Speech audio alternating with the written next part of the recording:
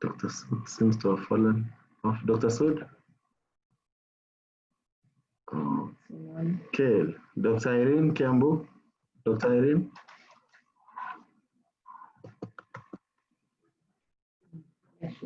Unmute your mic. Okay. And Dr. Job Okemo, Turkana, say hi.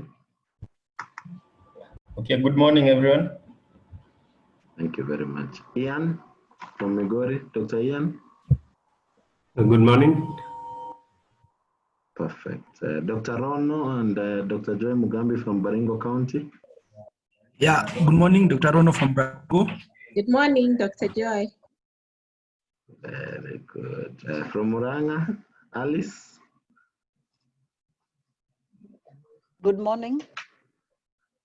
Perfect. I'm saying from KU, Jeremy. Jeremy. Okay, we get Jeremy. Dr. Wabude, are you there? From Siaya? Hello, I'm listening in. Yes. Good morning, everyone. From Kenyatta team, Dr. Nyukuri. Okay, Dr. Maribeth. Good morning, everybody. Thank you. And our conference chair, Dr. Lisa Cheng, here to us and start us off. Good morning, everyone, and thank you for joining in on a very cold morning. I think people have not come to the webinar as early as usual because they're feeling cold wherever they are. But thank you for joining in. We have an excellent panel from several counties, and we're looking forward to hearing from you. You can hear me? Yes. Okay. All right, so let me just share my screen.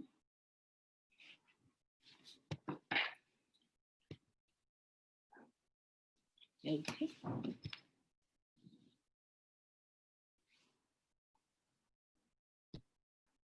All right, so where are we currently? So one, I just put in this slide looking, this is from the Johns Hopkins site that has just excellent graphics on what's happening elsewhere in the world.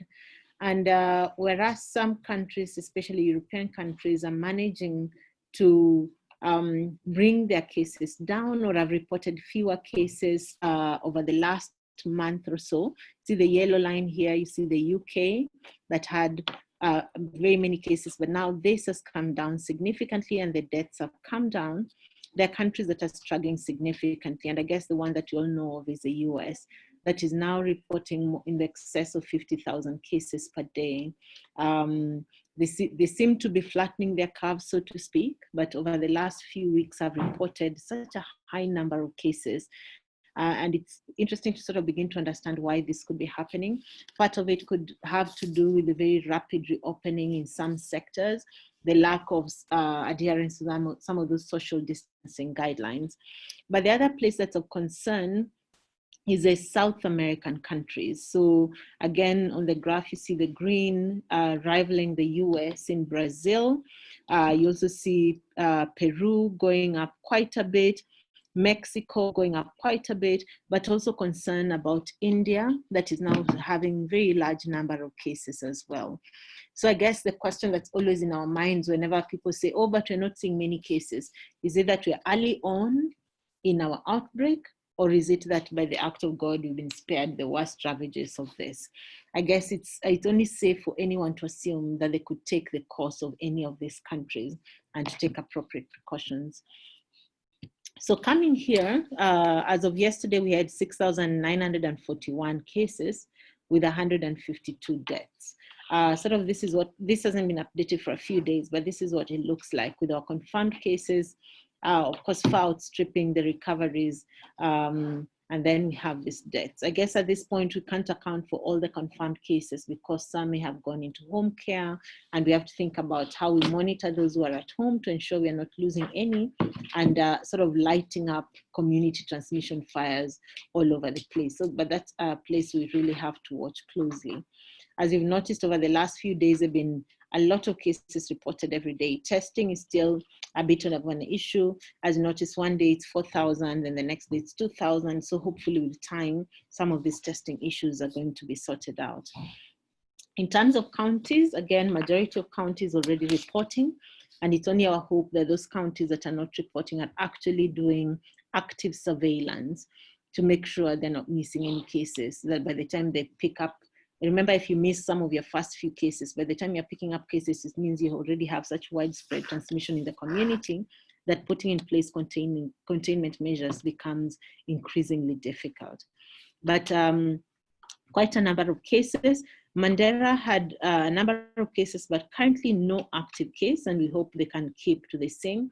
And we hope that as time goes on, some of these counties that can begin to report fewer active cases as they control better, as they isolate their patients better, and prevent any transmission within their communities. Some counties are also now reporting significant increase in cases. So places like Kisumu with 23 cases, Siaya still reporting a higher an increasing number of cases. Those remain of concern. These are counties that are fairly populous with high proportions of persons with comorbidities. So they really have to think about preventing community transmission. On the other side, Kitui and Makueni now reporting an increasing number of cases, as well as Machakos. And again, they really have to think about containment and protecting those who are vulnerable in those communities so that you don't report a high number of severe cases or mortalities. So what I put here was a result of a modeling team's output. And basically they were looking at some of the effects of, you know, if, for example, tomorrow or on the 6th, the president told us that he wants to reopen Nairobi, what would that mean for counties? And this is sort of just a picture of what that may mean. That if you were to open, but keep the mitigations, you know, make sure there isn't an increase in the number of contacts. And that's what is shown on the first column here. As opposed to if you opened, but people went and, you know, I traveled to my village, went to church, went to a funeral, went to greet all my relatives. If you're not able to control the number of contacts people have, then you have a significant increase in the number of cases. And so even as people begin to move around a lot more, I know Nairobi people have not been very good, they're sneaking out through every border. You have to think about protecting your own counties and talking to people in the counties about issues of avoiding public gatherings, issues of wearing their masks, you know, issues of keeping distance as much as is possible, and the hand hygiene measures. Those are important to keep thinking about. The other thing that we've noted, and that would be important again for counties to begin to think about, is the issue of comorbidities. A lot of our patients have some comorbidities. Probably about 30% or so of the patients we see have comorbidities, the most common being some cardiovascular disease. Patients who are known to have some dilated cardiomyopathy or hypertensive heart disease. Then uncontrolled diabetes is another very common comorbidity that we're seeing. Most of the patients who have severe illness have diabetes as a comorbidity, and not just diabetes, but poorly controlled diabetes. And the reason I mention this is that in many places, Nairobi, KNH included, the chronic disease clinics have slowed down significantly. So what does this mean for control of some of these comorbidities in your populations? Do we know where the patients who are coming to our diabetic clinics are? Are they still well controlled? Do you know where the hypertensive patients from our clinics are? Are they well controlled? Are we actively providing care? I think not too long ago, there was a memo from the Director General encouraging people to resume the chronic care clinics. So please make sure the chronic disease clinics run and patients continue to access care, because what we're seeing is an increasing number of patients who've had a morbidity and are poorly controlled and now coming in with COVID and severe disease. So we really have to think about the patients who have comorbidities. The other comorbidities we're seeing, and this is data collated from several facilities now, looking at just close to 500 patients so far. About 14% with HIV, many who are newly diagnosed to have HIV, so not on treatment or not very well controlled. So again, HIV care is one of those areas that has suffered significantly. And I talk even from just our own clinic here at KNH, where, you know, patients are encouraged to pick meds, but we're not reviewing the patients actively. We have to start thinking about how to resume review of patients while protecting ourselves so that we don't lose patients to COVID, for example. Asthma, just about 4%.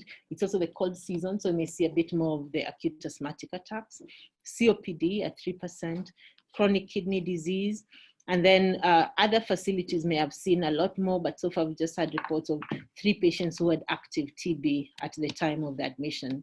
And we struggle with this group of patients because you want to isolate them in the COVID ward, but many of our COVID wards are, open wards, not single rooms. So you also have to protect the other patients with COVID from TB. So these are patients who we've struggled with where to manage them. And it's something you may have to think about, maybe having one isolated room somewhere within your COVID facility where you may be able to admit a patient who has 2 infectious and highly contagious diseases.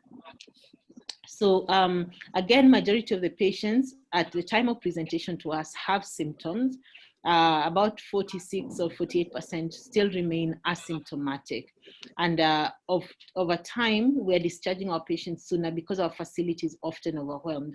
Speaking for KNH, the Mbagathi unit, that's a 70-bed unit, has been close to full for several weeks now, with very high numbers of patients who are critically ill. So more and more, we're discharging patients just after about 10 to 14 days. In terms of the symptoms that we're seeing in patients who are admitted, cough is still very common. This time we're seeing more of the, newer or more novel symptomatology, such as the loss of taste or smell, which we hadn't reported for a long time. I don't know if it's because people are more aware or it's truly an emerging symptom in our population, but we're seeing a lot more of that now, being probably the 4th commonest or 3rd commonest symptom. Then others including sore throat, headache, some patients presenting with diarrhea, nausea, and vomiting. So maybe just going back to what I'd said earlier, in the counties, just like in Nairobi, we're seeing people opening up more and more. Everybody wants to go back to work. I'm sure the same is with the counties.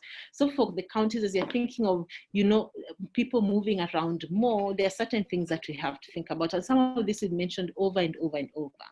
One, how many isolation beds do you have? Do you have trained healthcare workers, including nurses in critical care? Do you have constant oxygen supply? Each county should have at least an oxygen plant that can supply the other facilities in that county.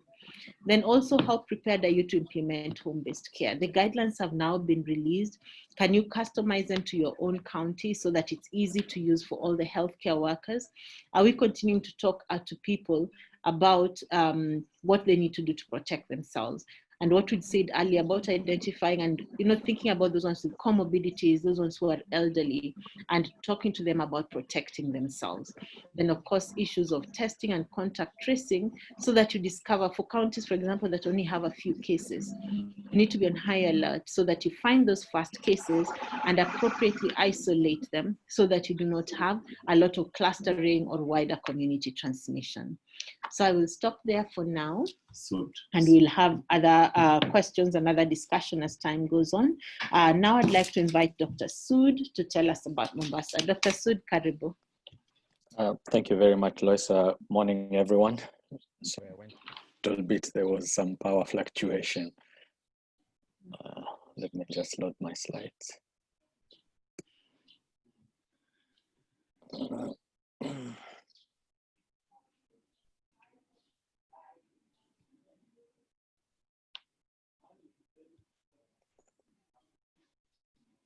Okay, fine. So once again, just to change the logo, that our heartbeats are a little bit beating better than where we were. This is the current situation now. We have 22 patients currently in our isolation. These are males, and 18 of them are males, 4 are females, and 4 suspected cases. But now if you look at our home care, we have 104, and it's not actually bad the way it looks, because when we look at what we have is, after a week of doing their tests, we got 35 of them had turned negative, and this morning we received another 12 more who are negative. Still, some of them are still positive, and we have almost 34 of them yet to be tested. That means they will be tested next week from Monday. That's when we are doing their tests. Now, the reason why we have actually put a lot of numbers in home-based care, you can see from this, the asymptomatic patients are almost 88%. So there was no need of actually maintaining them inside a facility when they can meet the criteria of home-based care, and we allowed them under supervision to be home. The numbers we are seeing still, the age group mostly affected is 30 to 40 years, and these are the ones who we might call them carriers. They are symptomatic, spread, and a lot of them are the ones also coming out because they feel confident to come out to do the test because they are symptomatic, and the tests usually come back positive. We have seen reduction in the number of patients above 60. I think more precautionary measures are being taken now, and we have been doing a lot of sensitization. I will show you in the few slides how we are doing it. And now we are seeing the comorbidities, rightly said, Lois, the comorbidities are the ones now coming in with the severe COVID presentation. We have had one patient coming in with post-transplant and presented in severe respiratory distress syndrome. And I think that patient also didn't make it. We are getting a lot of diabetes with complications also, cancers with complications. We are seeing now the comorbidities are actually coming out.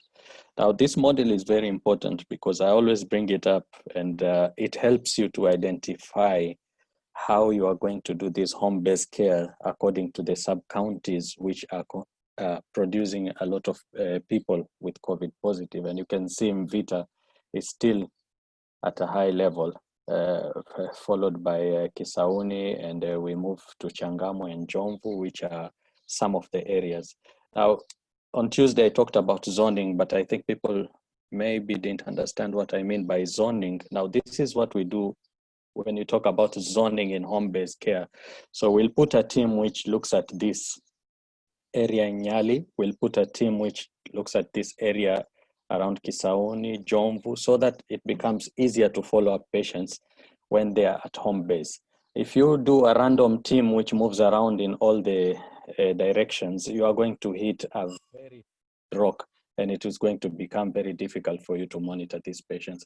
So breaking down your areas actually will assist you to manage home-based care. This is something we have just put up to show you that we have been stabilizing actually. If you look at our numbers now, we are not crossing above 40, and the latest one we had was 7. So we are just playing around 20. The number of tests we are doing are currently the same number. We are doing around 390 tests to 450 tests in 24 hours. So the numbers haven't reduced, but the cases have. Yeah, again, you can see males are more compared to females. Yeah, health workers. Health workers, we are continuing to see a rise in number of cases from the health workers. And this is one of the aspects, is a lot of hospitals now are currently testing their health workers. And one of the private hospitals, which are doing a wonderful job, is the Mombasa Hospital. They have actually moved from each department screening each and every one of their healthcare workers. And you will be surprised that some of the people who are turning positive are not even working in the hospital. They are working inside other departments. So it is good. And I always believe that when we test the health workers, we are always afraid and saying that patients can give us COVID, but the reverse is the same. We can give patients COVID. So we are also doing it on a daily basis in our facility. From 8 till 10, all health workers from different departments come in and we swab them. So the numbers will rise, but it is for our own benefit. And at the same time, we haven't gotten anyone who's positive in severe case. All of them are asymptomatic. So our emergency response team usually has a team which has contact tracing team, detection, burial team, home-based care team, and we have a home surveillance team, which are actually coordinating with community healthcare workers to see if everyone is staying at home or not. Then we also have a mobile command center where there's communication passed through that center in case of anything. Of course, we do talk about risk communication, especially to the elderly and everyone, and this is made through the radios. We have community health workers there. We have community WhatsApp forum. Now this forum, we formed it. I'm also part of the forum inside. We looked at the community health workers, the elderly people inside, the chiefs, the spiritual leaders, all of them are in that group. And we get a lot of communication from the ground of what people say, what people want. And it helps a lot. And you can see we also organize some of the sensitization and community engagement drives inside this area, and you'll find a van moves in, engages people, talks with them, asks them what do they believe about COVID. So some of these programs we are doing. Yesterday, our chief officer medical service was on a radio station in the morning, actually just talking about treatment and management of COVID patients. And this station is actually in Kiswahili, so it captures a lot of people around and they can be aware what is really happening. Well, to do with our lab, we have two machines. We have a Cobas and Abbott. Of course, Cobas is like a Mercedes Benz, but we always have a problem of kits missing. And it can do for you 384 tests in 8 hours in comparison to Abbott, which we just installed it recently, which can do 94 in every 8 hours. But we have received a lot of kits for Abbott, so it is going to push us for a couple of tests for us, but we wish we could actually get more of this Cobas. It will really help us.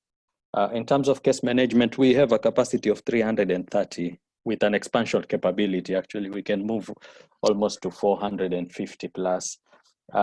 We have an oxygen plant available. Now, something to note, even with people who have oxygen plants in their facility, which we have faced this problem, is sometimes we get power fluctuations and the fuses actually blow off and you do not have oxygen. So you need oxygen tanks standby somewhere just in case something like that happens. Of course, we have designated ambulances for this COVID. We also have an isolation which we have put for healthcare workers, 19 beds, all of them are en suite. And we have 2 rooms which are capable of the ventilations, and there are ventilators there just in case for any healthcare worker. The challenges still remain stigma and more stigma. A lot of healthcare workers are not coming out the way we would expect to be running to come to do the tests. And this is just fear of stigma within the hospital, within the society, community level. So we are trying to encourage them a lot that now we have a home-based care program. We can actually assist you and you will just stay home with no issues. Human resource, as you move to home-based care, you will see that you will need a lot of human resource in this. And this is one of the challenge which is facing us, because as we expand this program, we need to get more. And follow-up of patients also has a lot of financial impact. You can imagine all the patients we are reviewing outside, none is paying even 1 shilling. So everything is on follow-up, like a pro bono. Okay. Motivations to staff. Of course, we have issues which I think these issues should just be solved once and for all, and we can move issues of salary, NHIF, and a lot of things crippling in, which are destroying the motivations for some of these health workers. I also feel that we have done a lot of sensitization to the public, but we forgot about the healthcare workers, because we assume that they are medics, they can just pick up everything. But there is a lot of resistance when it comes to testing. Home-based care coordination between private hospitals and public. I think we need to look at this very carefully, and COVID is actually an issue for everyone, and everyone must participate in and see how we can come in. So when private hospitals have got patients and they're discharging them on home-based care, they need to coordinate with the public county health office. And also we see how can they come in as private hospitals to support the initiative. They can do anything. They can say they'll fuel our ambulances. They can say they'll give us PPEs. They say they can give us human resources. These are some of the things we need to look at, because it's not going to be feasible for the responsibility to just lie on the public health office just because it is a government institute. No, we need to partner and see how we can assist each other in that way. So I just want to finish by saying never confuse a single defeat with a final defeat.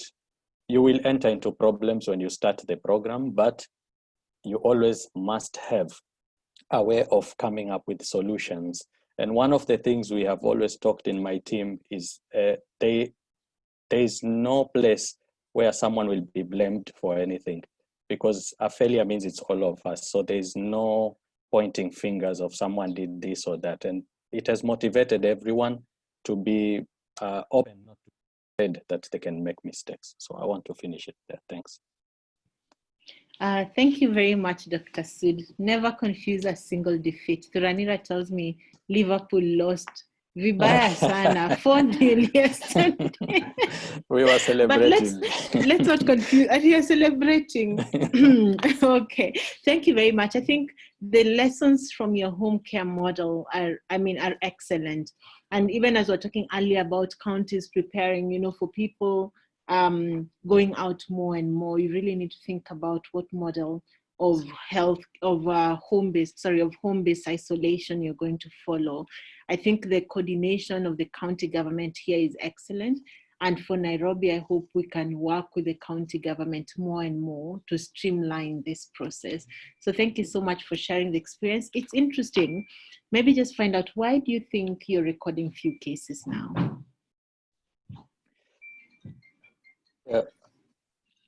We have actually looked at the numbers in these areas, and we find actually a lot of people in those areas have actually come out for testing. Now, if you look at the numbers we are seeing now, they are mostly coming from areas where we are screening a lot of lorry drivers. More people now are coming in because they have accepted that you can stay at home if you meet the criteria. So we are seeing a little bit, the number has gone down, but we are careful because like next week we have a meeting possibly on Wednesday, because once we open up things, then we might see a different number coming up.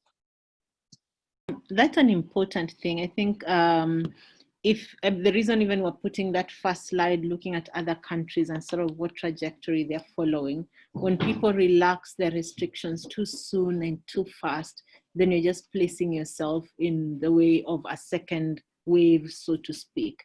So I guess I don't know what preparations you'd have in place to prevent this surge, if there was any. If there's more opening up, for example, and more people come into Mombasa, go out to Mombasa, may you see a new wave of disease, and what sort of preparations are there? Yeah, in fact, correctly, that's why we have this meeting, because what we have realized is the measures we had put within the hospital, now people are more comfortable, and the numbers have started going down. We are having few admissions. So you can see the measures are actually now not the same measures which we had put earlier. Now, this is what we want to refine back and be prepared for whatever circumstances will come. Now we have a little bit more experience than the initial phase. So the second wave is something we need to prepare earlier.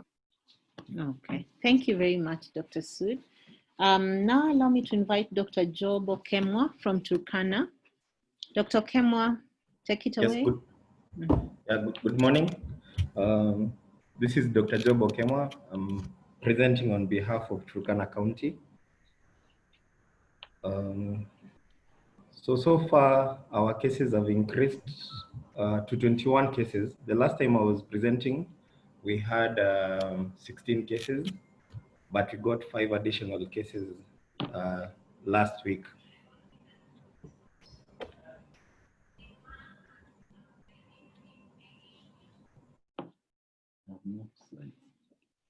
Haijafika.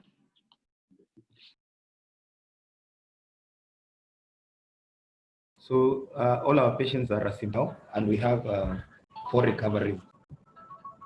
We have 4 recoveries. The reason why we have very few recoveries is the asymptomatic clients during their 14th day testing.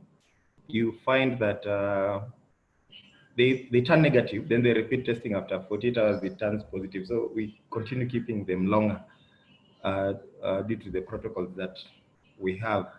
But otherwise, if we were to employ the symptomatic method of discharge, most of them could have been released. But we discussed that as a county, so we are continuing to keep them longer. So the other thing is majority of our cases are in Turkana West. So that is the sub-county that borders South Sudan. Most of them are truck drivers. And we have 2 in the IRC hospital, that is in the refugee camp. Then the 5 that we got this week, these were clients of UNHCR agencies, and they were tested at the Lancet lab. So they are positive cases, which we are dealing with right now. So that just shows the map of Turkana and also the areas which are affected. The age distribution, majority of our clients are aged between 30 to 39 years, and just as most counties, most of them are male by virtue of contribution of the truck drivers that we have. So we have very few tests that have been done because we don't have a testing site in Turkana, so we do sample referral to other labs. So we have only tested 462, gotten 21 cases, so with a positivity rate of 4.5%. So we need to upscale our testing. And the kits that we usually have, we are provided by the MTRH Ampath lab. We send our samples to Ampath in Eldoret, sometimes to Kisumu, Kemri. Kitale used to have a PCR machine, but it broke down, so we stopped sending our samples there. The turnaround time is not bad because it's between 24 to 48 hours. So the biggest challenge is just the logistics involved and the distance. Remember, from Nadapal to Eldoret is a distance of around 600 to 700 kilometers. So the coordination structures that we have at the county level are the ones, we have a county emergency response team that is chaired by the deputy governor and the county commissioner, and this is cascaded down to the sub-counties.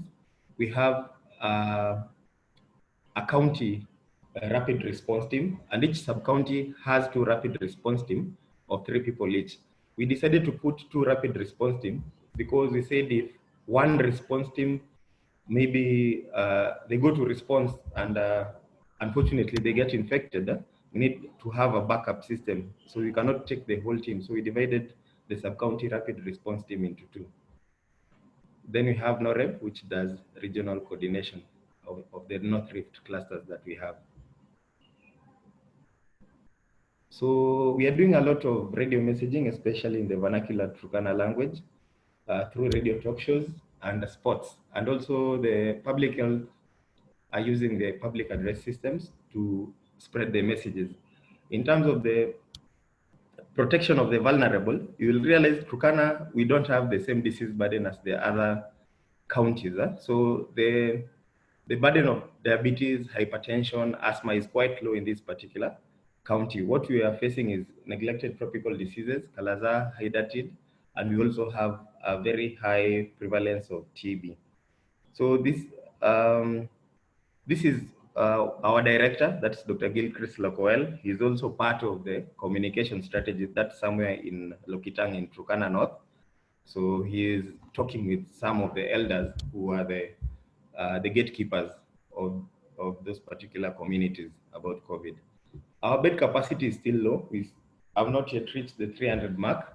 The total bed capacity we have in the county is 154. That is for the moderate, severe, and critical cases.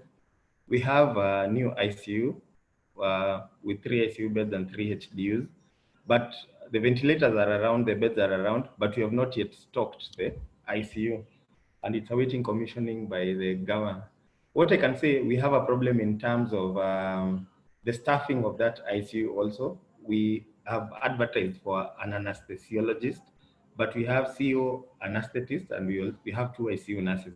So plans are underway to take them to Eldoret, at least for 1 week, to familiarize themselves with the ICU running there. So we have community isolation for symptomatic and mild home-based care.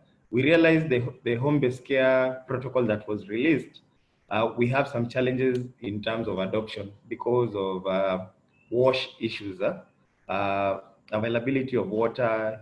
As you know, you need a lot of hand hygiene and the rest. So I've decided to identify some schools that will act as community isolation when we get asymptomatic cases. We have screening and triaging protocols available, and we have a functional county referral system in case we have any cases. So we have trained about 1,500 healthcare workers, around 457 frontline, 70 TOTs, then the rest are community healthcare workers. We have an oxygen plant available at the Lodwar County and Referral Hospital. So this is the ICU that is awaiting to be commissioned. So in terms of contact tracing, we have the rapid response teams taking charge, and this is where the county and the sub-county surveillance officers play a critical role in collaboration with our partners, our CHVs and the security agencies. So in terms of the web-based system reporting of the contact tracing, only the county disease surveillance officer has the user rights. At the sub-county level, we are promised that the sub-county teams are going to be given the user rights, but it has not yet materialized. And we are planning to establish contact tracing teams at ward levels, comprising of 3 members each to spearhead in case we get into community transmission. So challenges that we are facing, we have suboptimal testing. That one I've already said. Then there's a lax in terms of wearing of masks. Right now, it's like people have let all gather to the wind. So people are not wearing masks anymore. So we have suboptimal law enforcement. Even the public service vehicle, especially the pro boxes, are not adhering to the prescribed number of passengers that they should be having. They're overloading. Of course, we have demotivation of staff due to accrued payments yet to be paid, especially the screeners and the isolation teams. Remember, these are people who have worked for the last more than 16 weeks. So they need to be sorted. Then the movement of refugees from the rest part of the country. Though we still have the enforcement of the curfew and the lockdown in Kakuma refugee camp, we still have an influx and an efflux out of the camp. And there's a lot of burnout and increased fatigue to screening and ACSM teams who are working without their DSAs. So that was my presentation today. It was a short one. Yeah. Thank you very much, Dr. Okemwa. Thank you for that presentation. It's so impressive how much you've done in the last week or so in terms of preparedness. Having that number of beds and having facilities for community isolation is excellent. We're just a bit concerned about the waiting for commissioning. Please remind the governor that you can't negotiate with the virus and it doesn't know about commissioning, so that you can have your ICU set up. Trying to set up an ICU when you have a patient is so difficult, and you probably would lose that patient in the process of waiting to set up. I guess my one question for you is, what are the refugee camps put in place for prevention? Again, as we're saying, as people, people now are tired of staying put and people are beginning to move around more. How are they identifying people who come in new, and what are they doing about it? Actually, they have systems in place because they have community health promoters. But the biggest problem we have with Kakuma refugee camp is, it's not a restricted zone. They don't have like a fence. So there's a lot of interaction between the host community and the refugees. So you find the refugees are in town, the host is in the refugee camp. Then when we tested these 5 UN agency workers, these are workers who had not traveled from Turkana for the past 3 months. So we did 49 samples, 5 of them turned out to be positive, and these are people who interact with the refugees. So we are suspecting we have community transmission at the refugee camp. So we have tasked our surveillance team to find out what is really happening at the camp. All right, thank you very much. I'm just wondering, how are you managing to transport your samples, like the ones coming to Nairobi for testing? For the ones going to Nairobi for testing, we are using the UN flights. The UNAS flight come twice per week, that's Tuesday and Friday. And the ones going to Eldoret, we are using vehicles provided by partners. That's the Kenya Red Cross and also AMPAS Plus. Okay, thank you very much, and keep up the good job. You guys are doing an excellent job, and thank you very much for presenting. Allow me now to invite Dr. Jeremy from KU. Dr. Jeremy, you're there? Jeremy? Yes, I'm there. Good. Karibu. Asante sana. We'll be sharing our screen.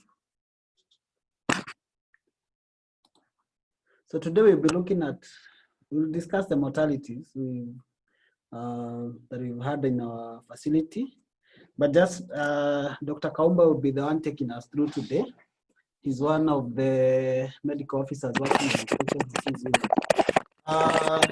But just a brief on our cases. Currently, we've managed a total of 993 patients, 689 male and 304 female.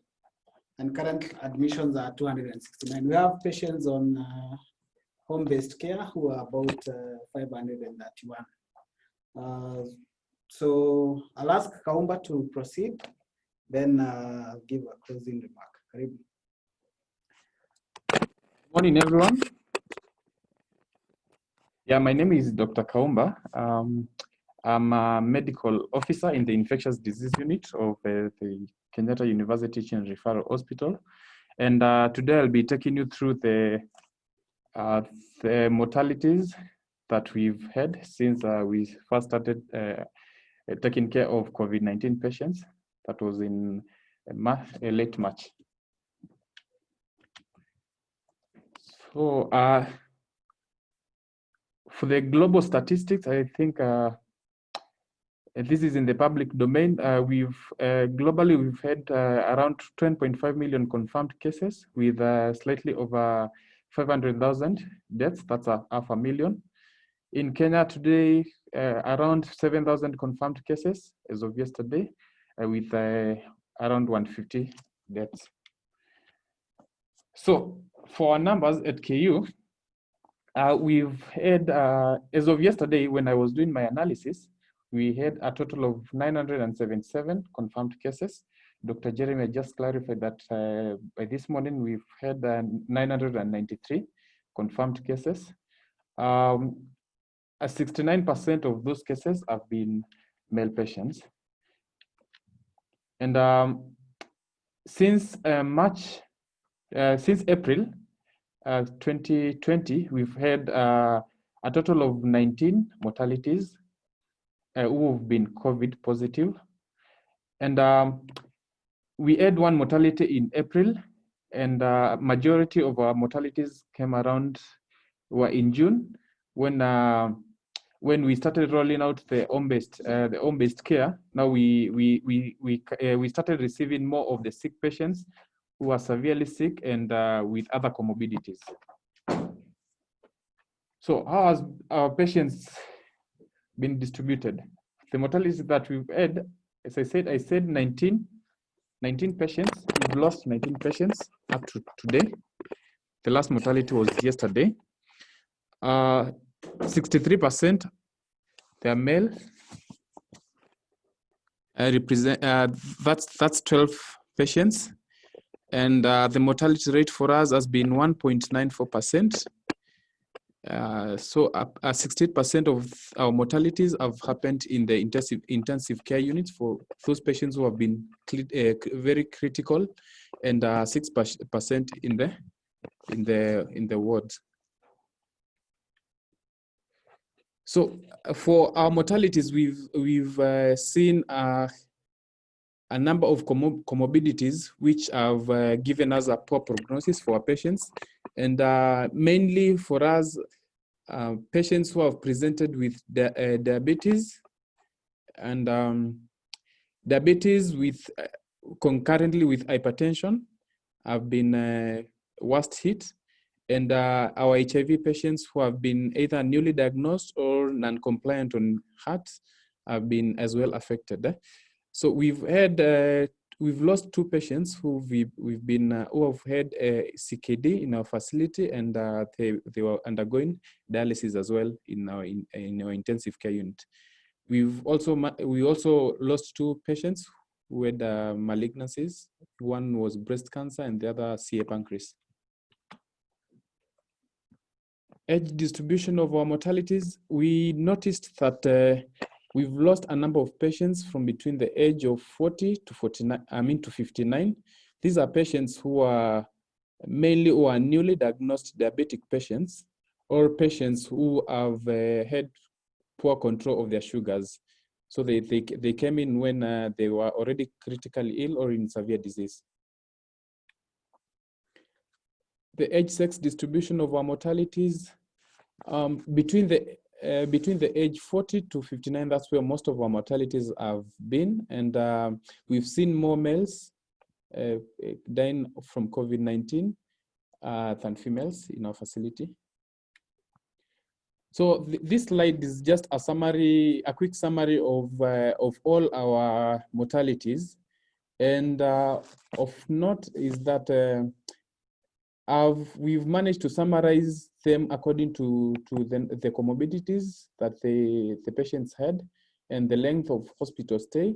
And for the patients who are admitted in the ICU, the number of days or the period that were admitted there. So of note is that you can see that the first 5 patients died within 24 hours of arrival within our facility. And this is something that I think it's an occurrence that has happened elsewhere. I think the NH might have experienced the same. A patient who gets referred a bit late, who comes in already when they are gasping, or yes. So, and patients who get referred from very far, from, let's say, from Busia, from Namanga, very far. So the rest of our patients had various comorbidities. You can see that majority of our patients have DM and hypertension. And just to clarify that most of these patients had poorly controlled sugars or were newly diagnosed diabetic patients. So I'll do a case presentation of one of our patients that we lost. So our patient is HAA, a 45-year-old male who is a businessman and a Kenyan. He lived in Namanga with the son. The son is a truck driver. Both were confirmed COVID positive. They were confirmed on 21st of May 2020. And they were both transferred in from Namanga, which is 179 kilometers away, on the following day after their confirmation. At 10, they got to our facility at around 10 p.m. So HAA is a non-DM patient and hypertensive patient on metformin 850 and losartan H, but he was non-compliant on medication. So when he presented to our facility, he had a 3-day history of dry cough, chest pains, low-grade fevers, and on the day of referral, he was experiencing progressively worsening dyspnea. So on examination, he was sick looking, dyspneic. He had the respiratory rate was 32 breaths per minute. He had the tachycardia. He was saturating at 67% on room air. Was put on oxygen via non-rebreather mask at 15 liters per minute, and the saturations went up to 96%. The BPs were normal. The temperature was 37.2. And the sugars were elevated at 16.4. The GCS was 15/15. So the respiratory exam, the patient was obviously in respiratory distress, tachypneic, and he had use of accessory muscles for respiration. And On admission, we made a diagnosis of severe COVID-19 pneumonia in a non-DM and hypertensive patient, non-compliant on medications. So we worked up our patient on the same day of admission. The pholemogram showed a leukocytosis of 19%, predominantly neutrophilia, and lymphopenia of 1.7. The HB, the hemoglobin and platelets were normal on admission. The UCs were essentially normal on admission. LFTs, we saw deranged transaminases with ALT at 94 and AST at 87. That's around two times elevated. The D-dimers were markedly elevated at 16,000. CRP markedly elevated. HbA1c 13.4 showing poor control of the sugars. The BGS showed a respiratory alkalosis picture on admission. So on admission, we drew a plan of management for our patient. We started the patient on oxygen via an rebreather mask at 15 liters per minute. The patient could not tolerate pronin, so we propped up our patient and started on insulin, soluble insulin, 10 international units at TID. Gave the patient enoxaparin, 60, that's Clexane at 60 milligrams PD, IV antibiotics, piperacillin, tazobactam, azithromycin orals, cetirizine orals, paracetamol for fevers, and IV omeprazole. So we were to monitor the patient 6 hourly and repeat BGS in 8 hours. This plan was drawn in consultation with the team in ICU. So a clinical progress for a patient on day 1 of admission, the patient still sick looking, the FBS in morning at 6 a.m., 15 millimoles per liter, still tachycardic, saturating at 91%. The BPs were high at 156, 97. On day 2 of admission, the patient was still sick looking, dyspneic. We noticed that the patient was desaturating in the morning at 87%. Patient was still tachycardic at 132 beats per minute. And the FBS was still high at 15. The BGS was still showing a picture, a respiratory alkalotic picture. So we made a decision to transfer the patient to ICU where he was intubated and started on a continuous IV insulin. So on day 3 of admission, the patient developed fevers of 38. The BPs were markedly elevated again at 184. And still tachycardic, saturating at 100%, intubated. Now of note is that on the 3rd day of admission, the BGS showed pH of 7.2, CO2 of PCO2 of 59, HCO3 of 25. That's a respiratory acidotic picture.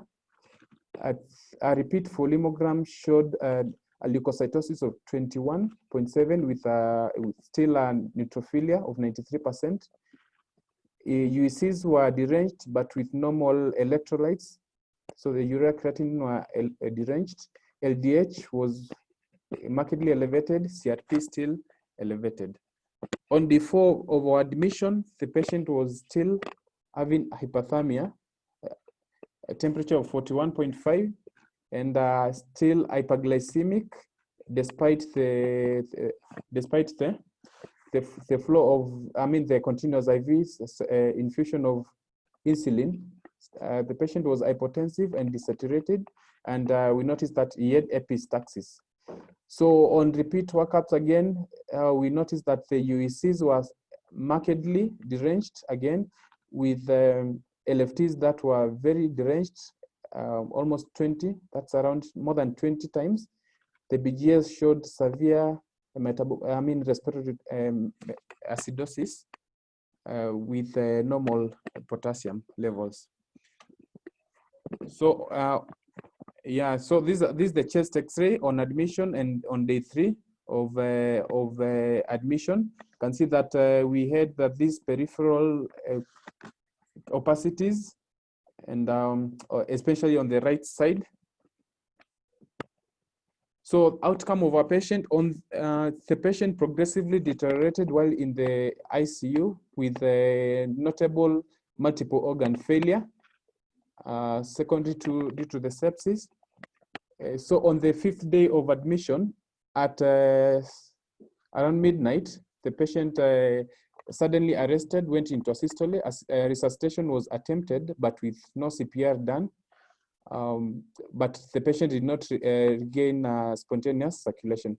It was confirmed and certified dead at 0020 hours. That's just a few minutes past midnight on the 5th day of admission. So for us, the take home for this particular case. Please make this the last slide. Yes, it is. So for us, we've noticed that we've been receiving very severe patient, critically ill patients from various counties, all the way from Busia, Namanga, and that brings into question the preparedness of our counties to handle critical cases. And I hope that's something that the counties are preparing. And also of note is that there are patients who we've received and died on arrival, and that brings to question the value of referring the patients early. And we are hoping that in time, as counties prepare and as they get to attend to critical patients, they'll be able to pass on the patients for management early. Now, again, these are patients who came with a son to the hospital, and we transferred the patient to ICU. And it's something that we noticed that we have to keep on updating the next of kin on the progress of our patients. I think that was my last slide. Thank you very much. Thank you so much. Jeremy, I think KU has run out of time. Do you want to say something more? I think we are good for today. Okay, thank you very much. Yeah. And thank you, Dr. Kaumba, for that presentation. Yes. I mean, we feel you with the struggles in taking care of critically ill patients. I just had a few questions for you. One, Yes. how many, I know before you told us you have about 24 ICU beds. Yes. How many patients have you admitted to ICU? So we've had a total of that one patient admitted in ICU. And currently we have 6 patients admitted there, because that's our current capacity at the moment. Okay, thank you very much. And I hope you realize you have the largest COVID ICU. So you have to find a way of increasing your capacity from 6 to the 24 beds that you have. I know human resource remains a challenge. For more staff, because that's the challenge we are having, especially the critical care nurses. We are hoping they'll join us soon, then we can increase our capacity. Okay, because we have struggled with that. This week, we probably have lost about 2 patients who were in the COVID ward, severely ill on high flows, oxygen, not saturating well, and needed ICU, and our small unit was full. So I think counties need to just think at some point it may not be possible to refer. Referring this critically ill patient from Namanga is tough. Sometimes we lose patients on the way. So even counties have to think how to take care and stabilize those patients, even as they think of discussions around referral. And hopefully every county will be able to take care of their own patients. Do you do any post-mortem swabs? Are there other patients who may have died that before diagnosis? Yes, there are a few patients who came in as brought in dead, as suspects, that is. And we've, from our figures, we had 3 brought in dead patients, but now from among the bodies that we've swabbed, only 2 turned positive. Okay. Yes. All right, thank you very much. Thank you, Dr. Jeremy and Dr. Kaumba. Keep up the good work. Thank you. Allow me now to invite Dr. Rono from Baringo. Dr. Rono, you have 5 minutes.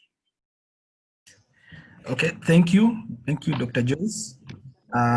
It's a pleasure for Baringo to present. I hope I'm clear. Yeah. Yes, loud and clear. You can share your screen so that we see the slides. Yeah. Is it okay? Yes. Okay, so this is Baringo County, our COVID-19 preparedness. The team that prepared this presentation is myself. I'm an epidemiologist, technical lead for the county COVID response team. We have Dr. Joy Mugambi, who's the head of the Eldama Ravine, and Dr. Angela Tengekion, the lead in Mogotio, which is our COVID hospital isolation center. So, so far, Baringo has not had any case. We are among the 6 or so counties which have not reported a case. That's just a map of Baringo for you to appreciate.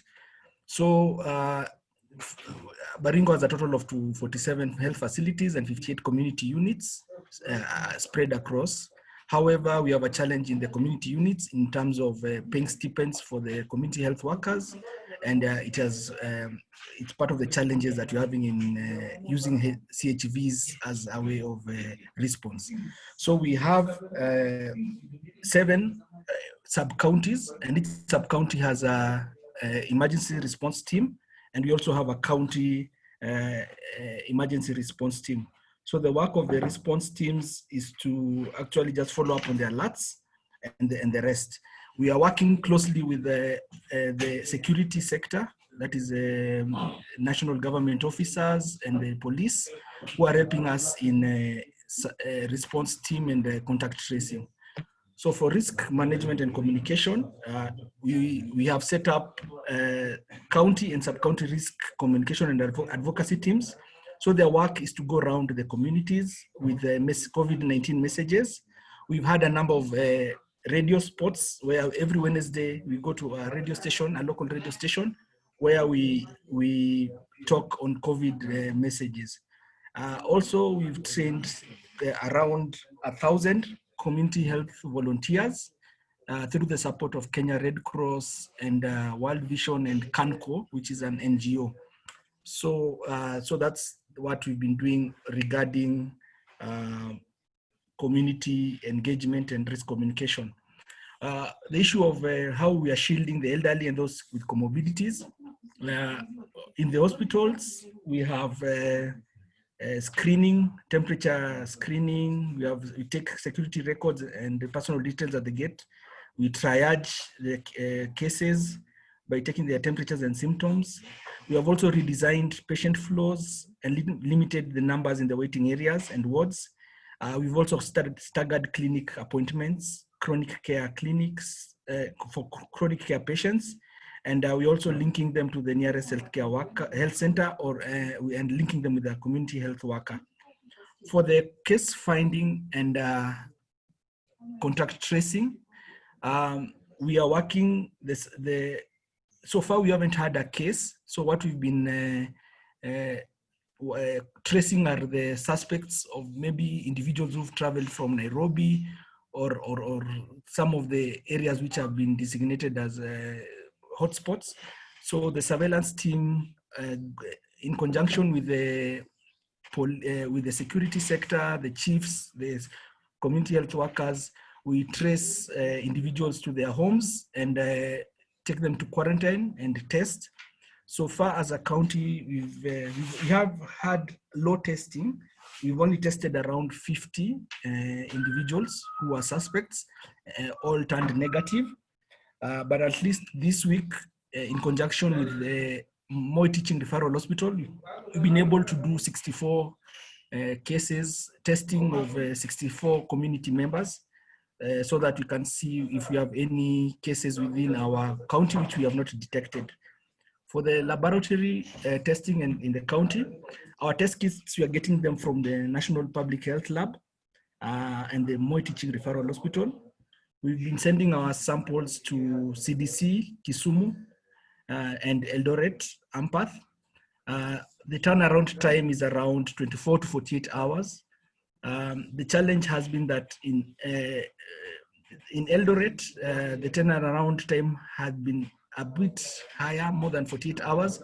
And at some point, they introduced some charge for at least 1,000 shillings. So we found that was not sustainable for us. So we've been testing in CDC Kisumu.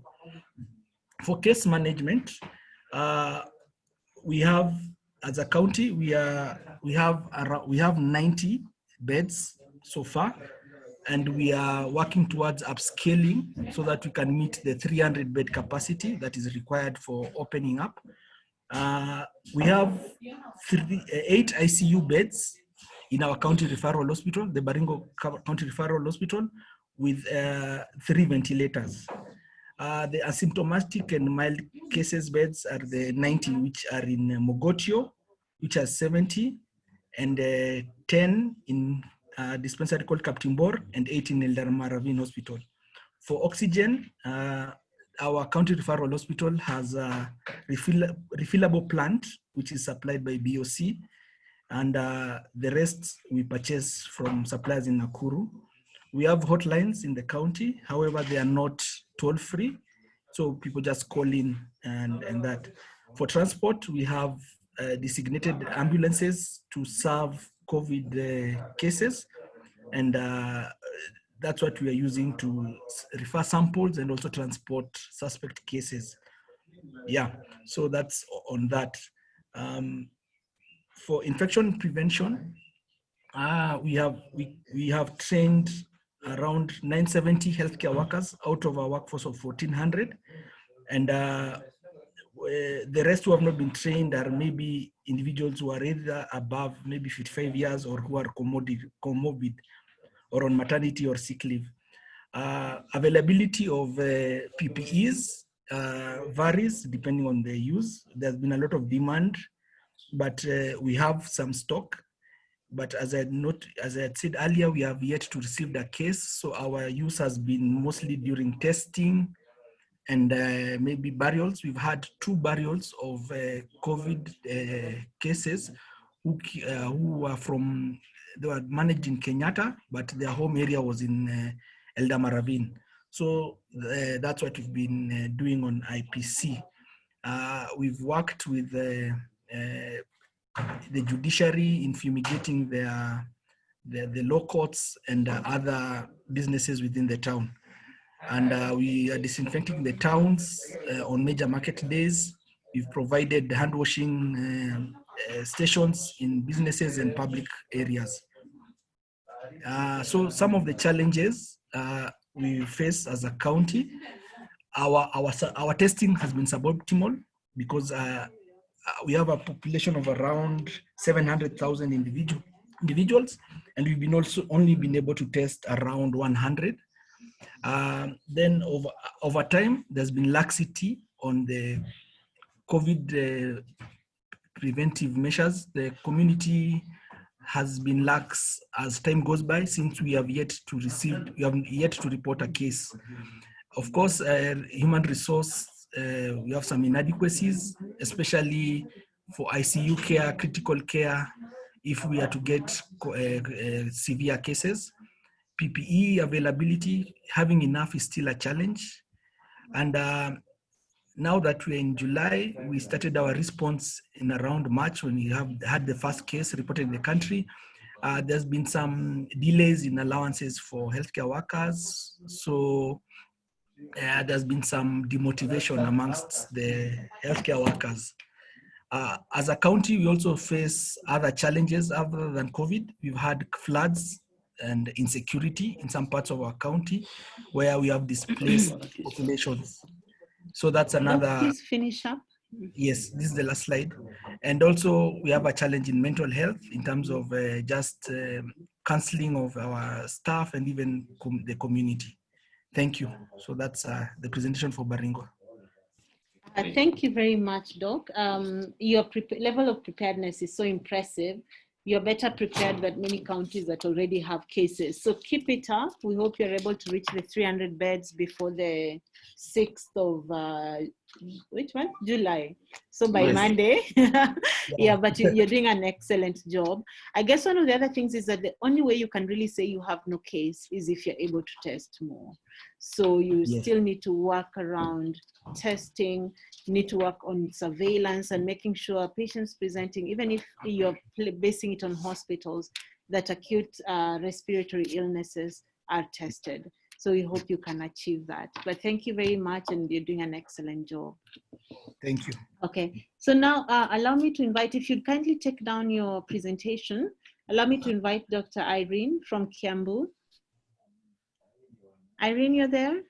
Yes, I'm here. Okay, please go ahead.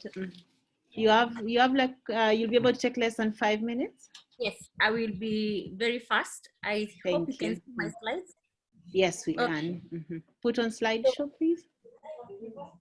The thing is, I think if I put on slideshow, then it's okay. Just go ahead. No problem. Just let me know if it moves as I move. I don't know that you can see this one for the situational report. Okay, so not yet on slideshow. Just go back to what you're doing so that it doesn't give you trouble.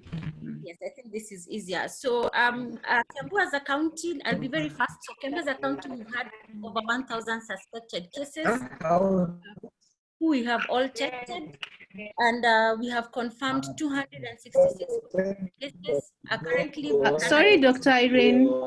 Dr. Rono, kindly mute your microphone. Dr. Rono, please mute your microphone. Okay, Irene, please go ahead. All right, so as I was saying, we've had over 1,000 suspected cases, and we have tested the suspected cases, of which 250 have been confirmed positive. Cumulative deaths as of Kiambu County. That's Dr. Rono again. Cumulative deaths in Kiambu County stand at 12 as of today. We lost one patient in our isolation facility yesterday. We've had 36 recoveries and 44 patients are still in hospital. This curve just shows basically how the cases have continued rising as the pandemic wears on. And what you can see from this curve is that most of the cases actually are from Kiambu, with the lowest number of cases being in Gatundu North and Gatundu South, as well as Limuru. Note that these are the people who are out of the Nairobi metropolis. As far as contact tracing goes, we have 12 sub-counties, and each has a rapid response team. And those are the members of the rapid response team: the sub-county disease surveillance officer, the public health officer, a lab person, clinician, records person. And these people are assisted by security agents and local administrators such as chiefs.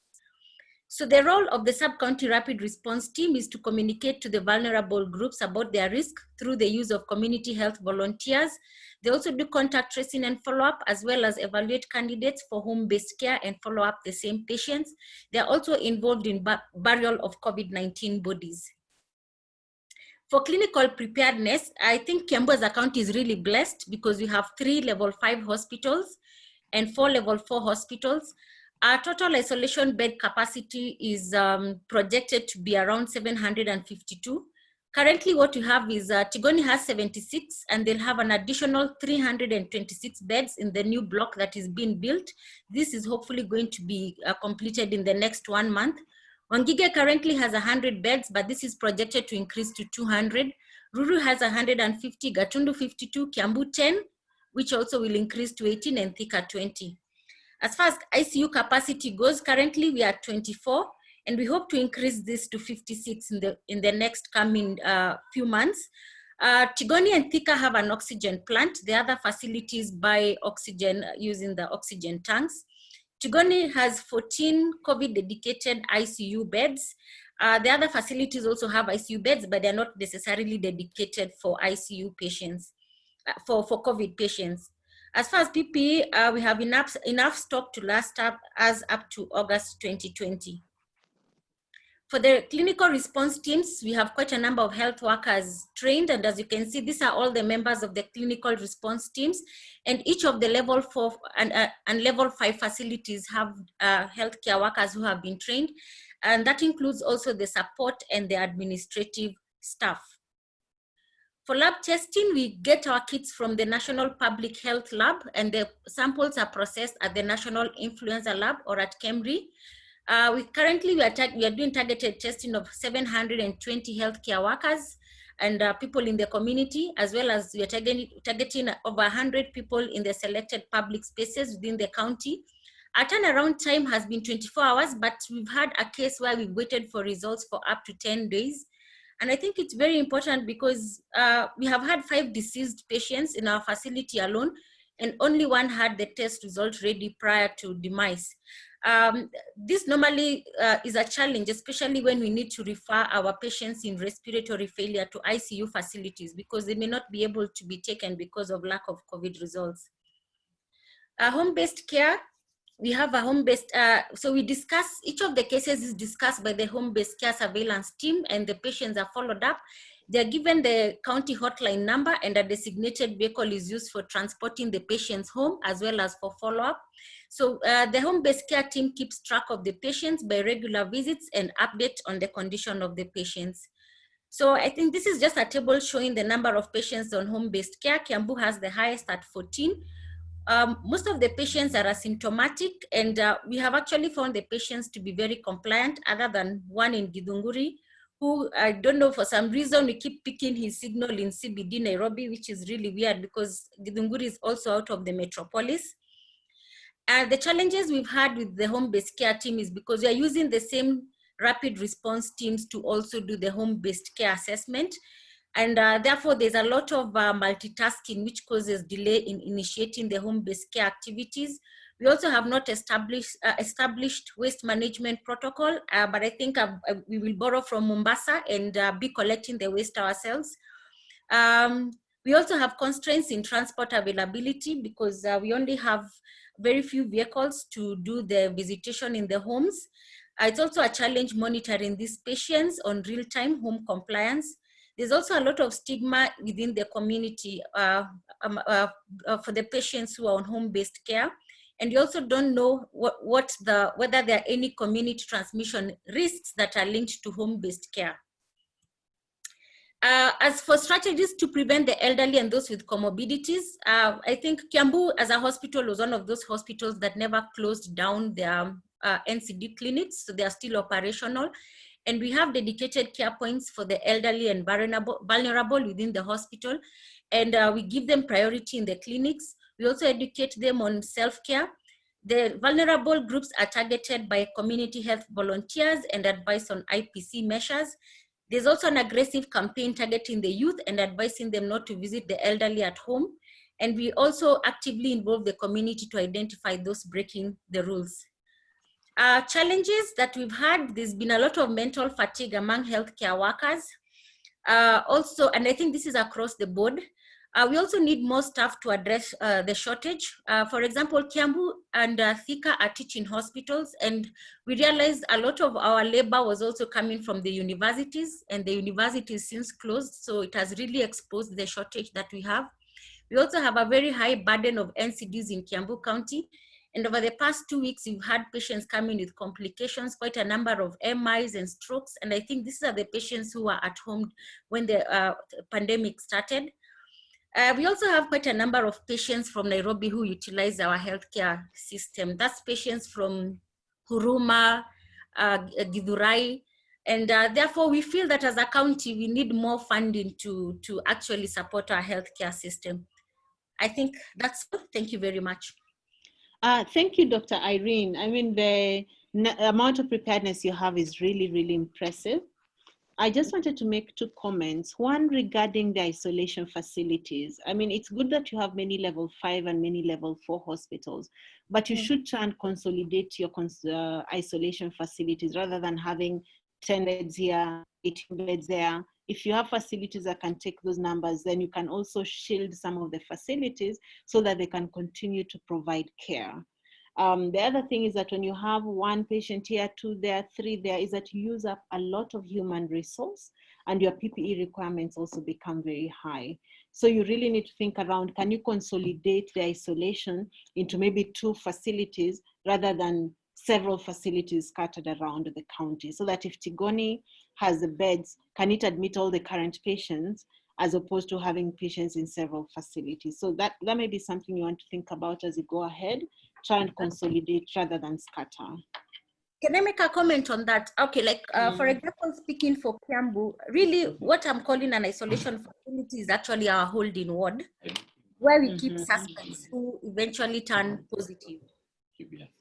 So in that case, we have been transferring them to Tigoni. Okay.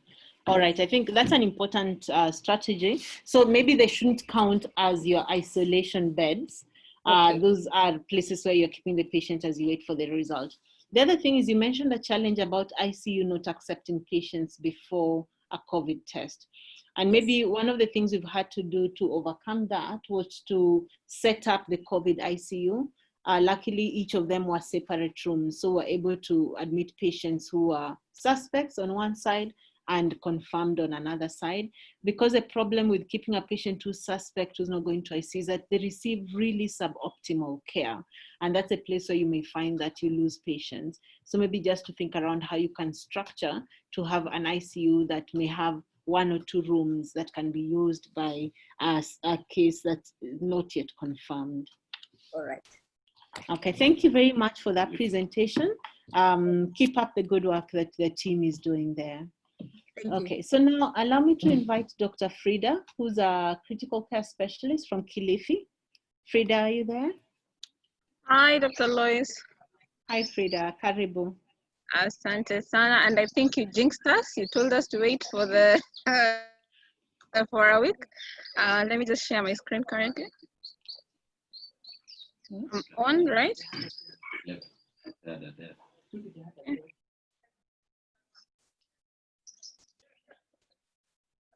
Okay, we can see your slides. You can go ahead, or you want to do slideshow? Yeah, no, okay. no, it's okay. I'll do a slideshow. Hi, this is County Preparedness, Kilifi County series. My name is Just Frida. Sorry, this has been a bad week for me. I've been a bit ill, but I'll try to go as fast as I can on what we have. So currently, we still have 2 functional isolation centers, that is Kilifi COVID Complex and Sahajanad in Topa. We have 1 functional quarantine center, that is KMTC. Our projected bed capacity currently is at 384, with ICU beds being 12. Unfortunately, our oxygen manufacturing plant is not functional, though we have a manifolding system, and currently we're relying on BOC for that. So up to date, we have a cumulative case that is of yesterday. We have a case of 56 patients. We've managed to discharge 43. We have extra county, which were from Mombasa, and 3 from Tanzania. Then we have active cases, those are 7. They're still in isolation. And the ones currently new in isolations are 5. And this time around, we had an 1 ICU, which we're managing as a ICU HDU patient, a male who is a truck driver. I'll discuss about that later. Then we have 2 home-based care isolated cases. We have 0 deaths currently. So in terms of comorbids, we had 1 hypertensive who was still diabetic but was stable, and we managed to discharge. Then we had 1 asthma case that also was well taken care of, and a TB patient that now has even been cured of TB and COVID. That was in our primary case, and these other cases are in our second phase. So in terms of contact tracing, as of yesterday, we managed, that is last week, and yesterday we managed to trace 45. Self-quarantined at a camp, we have 28. At our KMTC, we have 4, and yet to be taken to KMTC, sorry about that, there are about 13 patients. So we have a transport system, designated ambulance for contact tracing and evacuation of suspected cases or contacts who have turned to be positive. Hotline numbers are there, but they're not all free. So our county, in terms of RRTs, we have 7 sub-counties, and each sub-county has its own RRTs, rapid response teams, that are also helping us to also assess the home-based care for some of these patients. So in terms of risk and communication, public engagement, our public health teams are working hand in hand with CHVs, Nanyumba Kumi elders in terms of sensitization being done, in terms of lay down guidelines on prevention, that is social distancing, having masks, that's how they're going about in the community. Then also through national government, some of the elderly members of our community are being given stipends to cushion them economically. For our youth, that I forgot to place down here, we've engaged them in actually some few community works that are able to keep them busy, not just to let them be idling around as a county. So our testings are mainly done at the Kemri CTC here. We managed also to open Malindi sub-county to do the hospitals. Our turnaround time is about 24 to 48 hours, depending on numbers of samples. As you know, our Kemri is serving both Tana River, Lamu, Taita Taveta, and Kwale, and sometimes Mombasa, if they are overwhelmed, they offload to us. So I think as a county, we have to do like maybe around 50 samples, if I am not wrong, for Kemri, but also Malindi is coming through for us. Currently, we are not doing mass testing. We are doing more of targeted testing because of the number of testing kits.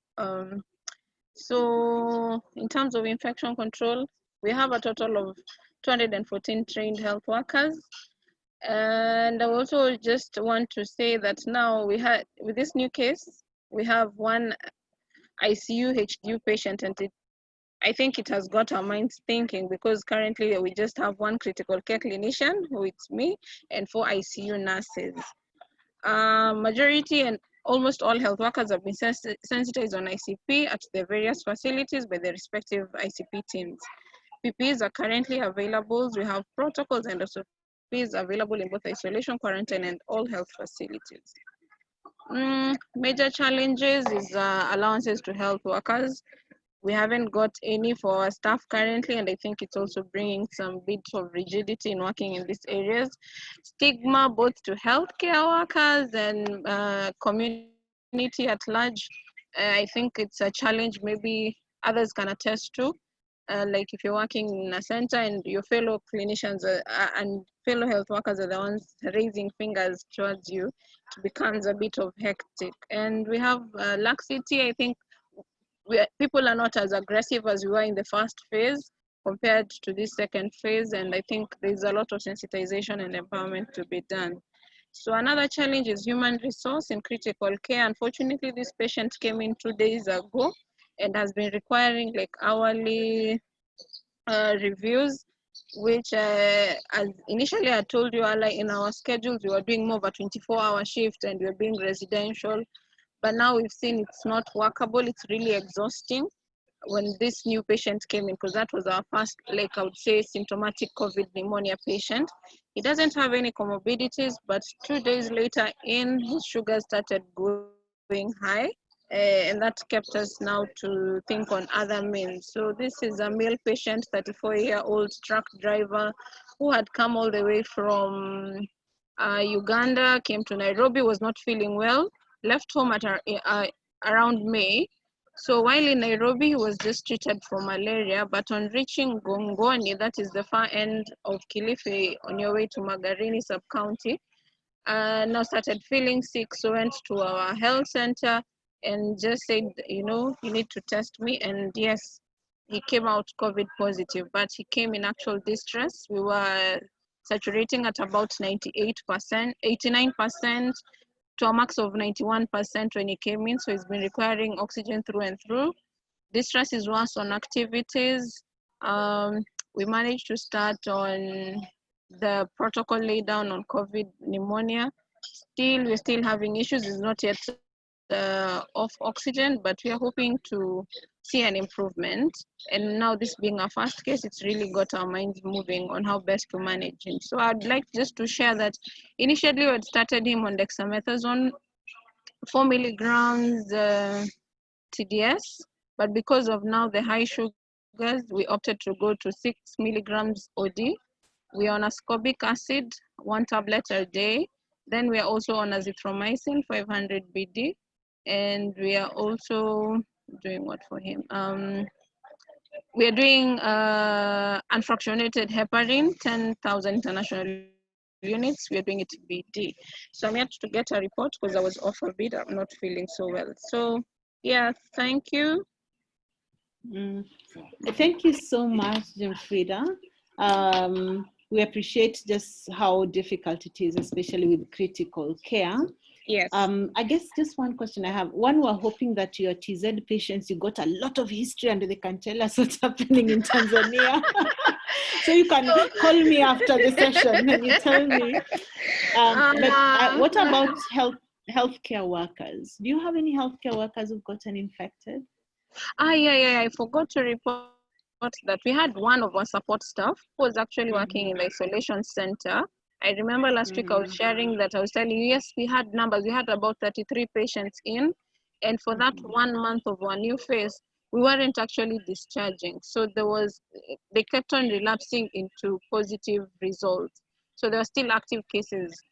So now when the new team went on board, we needed to really actually now be strict on cohorting. We had difficult patients now in terms of being asymptomatic, you're not sick. So cooperation was a bit on the difficult side. But I'm happy as to tell you today in that isolation facility, we only have 6 patients currently. So unfortunately, our staff, that's where he got. So we've also managed to discharge him 2 days ago. He's home safe and sound. Okay, good job. Yes. I think you highlight an important thing. We've also had some support staff, especially cleaning staff, who got positive. Yes, and I think sometimes we may not message our training appropriately for different levels.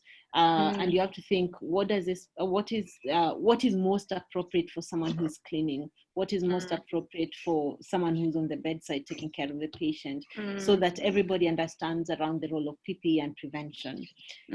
One other comment I wanted to make was around stewardship of drugs that you use for patient care. So one, antibiotic stewardship, that's a concern in many counties. We're using a lot of antibiotics, and we have to think antimicrobial stewardship. What is it that you're treating? That's one. The issue of dexamethasone, we have that one paper in which they used a total of 6 milligrams per day. So we're waiting for all the details of that paper. But what the dose that was used was 6. So if that's the reason you're using it, then you may need to reduce your dose, especially in this diabetic patient. Okay, thank you very much. Now allow me to invite Dr. Charo. Dr. Charo, we hope you're still alive. Maybe Dr. Lloyd. Yes, how are you? Okay, Dr. Frida, you can ask at the end. Okay, thank you. Okay, take down your screen. Let's allow Dr. Charo to present. Sure. Thank you.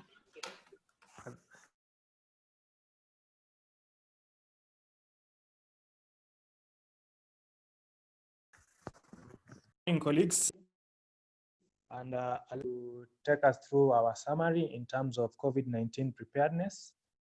So in terms of demographic, Busia County is one of the former districts that were in the Western province, that is with Bungoma, Kakamega, and Vihiga. And as a county, we have 7 sub-county. And within each sub-county, we have a sub-county surveillance team. Then we have a general county surveillance and response team. Then we have 2 border points where we also have the Port Health that acts as a surveillance team. So we have a total of 9 surveillance teams.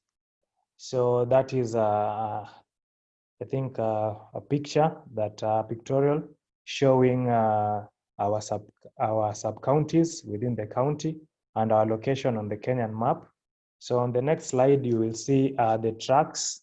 That is a common feature at the border, the long queues of truck trying to be cleared through. And it has worsened recently due to the COVID-19 pandemic, and one of the predisposing factor and the greatest risk for community transmission. The pictorial you are seeing is Alupe, one of our COVID isolation and treatment center. So how prepared are we? We have 2 isolation and treatment center. We have Alupe Sub-County Hospital that currently has 80 patients, but it has a bed capacity of 140 patients. And in this particular facility, we have only 5 beds for the critical ill patients. That is where they can actually have access to oxygen. Then at the moment, we are only hosting male patients in this facility. Initially, we had 1 female patient, and it was quite problematic because most of our patients were truck drivers, and most of them, almost over 99%, were male.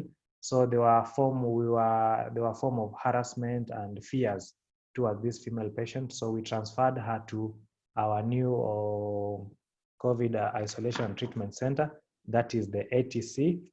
Now, one of the challenge that we also foresee is that in this facility, in case we have an increase in number of the patients and we have to have maybe isolation center for children, pregnant women, and other very critical ill patients, then we will have to create a provision as a county.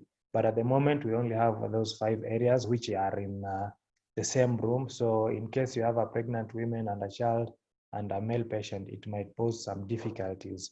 Then we have holding areas that are in each sub-county hospital. A few schools were earmarked as quarantine center, but they have not actually been equipped to be such. So we only have the 2 areas. Now, in terms of the emergency response team, this is what I've talked about. The 9 rapid response team, 1 from each sub-county, a county response team, and the port health team at the border point. So I think the composition of the response team is from all cadres, ranging from health promotional officers, public health officers, surveillance officers, clinicians, nurses, laboratory officers, and even biomedical. So the risk Dr. Charo, sorry, yes, please move a little faster. Okay, so the risk of communication and public engagement, this is done by our health promotional officer, that is public health officers, the CHVQs, and local authorities. So this is done through the health advocacy and education. We have protocols, and we have a referral system that are cascaded to the level of the community. Then we also have started the mass testing, and which is targeted in the community. Then in terms of case management, at the moment, we only have 88 patients at Alupe, with a total capacity of 140, 14 patients in ATC, with a projected capacity of 25 beds for critical ill. And the challenges I've talked about, if we have a mixture of patients, then we might have difficulties in isolation them. Then we have our hotline numbers that are there. Then we also have a dedicated ambulance that is solely for the purposes of carrying the COVID-19 patient. However, sometimes it breaks down, and we have an option from other facilities. In terms of case finding and contact tracing, we use the web system. However, at times it's very slow and we have to use the manual system. The team involved include the rapid response team, police officer, local administration, port health officer, who actually feed information into the system. And our community health volunteers help us with contact tracing. So in terms of laboratory testing, at the moment we are carrying out our own tests at the county referral hospital with a turnaround time of 24 to 48 hours. But at times we use the KEMRI lab in Kisumu and MTRH. They are also helping us in the Malaba border. So some of the challenges in terms of testing is that we are understaffed. Sometimes we lack swabs and reagents, and motivation of the staff, because some of them haven't received the COVID-19 allowance. And at times, especially for community testing, we have problems with lack of fuel for the vehicles that are supposed to carry officers to the community. And we lack also, because of lack of staff, we are unable to do our tests for 24 hours. Thank you. Thank you very much, Dr. Charo. Your preparedness is impressive. I think we note you have about 160 beds now. I think the only concern is the lack of ICU space and the lack of oxygen particularly. And that's something that working with your county government, you really need to think about. You need to have availability of oxygen, because your patients will die if you don't have oxygen. Mm-hmm. And maybe before I quit, there's one biggest challenge that is coming up with the issue of COVID-19. The number of medical officers we had in the county was actually, some of them were taken to manage patients in these COVID-19 facilities. So it has exposed the acute shortage we have. Like in our county referral at the moment, we only have 4 MOs. So you can actually imagine in a whole sub-county hospital with 4 MOs. So even the quality of care and the turnaround time in terms of elective procedures and other emergencies has really been affected. And I know in the long run, because the COVID-19 is worst in patients with comorbidities. And these patients with comorbidities should be taken care of in the general hospitals. So I foresee a challenge, which we also need to address as a county.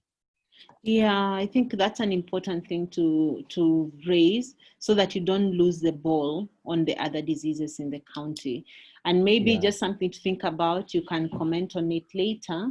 The issue of what we've seen in media is a lot of interaction between the truck drivers and the community, you know, border riders and other people. And the question of how are you monitoring or what surveillance have you put in place for the community? Yeah, we have actually started targeted community testing, and at the moment we realized there are five patients who are not truck drivers, and we got them from this community testing. So it's a big risk. You know, trying to control it has been the biggest challenge, and there's also laxity from the community in terms of adherence to these COVID-19 protocols. Okay, thank you very much, Doc. I mean, we really feel for Busia, and we hope that this is going to end well. Dr. Thuranira says he will be back. I'll have to ask for everybody's indulgence. We may run a little over time. We had a lot of counties joining us today. Allow me to invite Dr. Alice from Murang'a County. Dr. Alice Homboy. Yes. Please share your slides. You have just 5 minutes, please. Okay.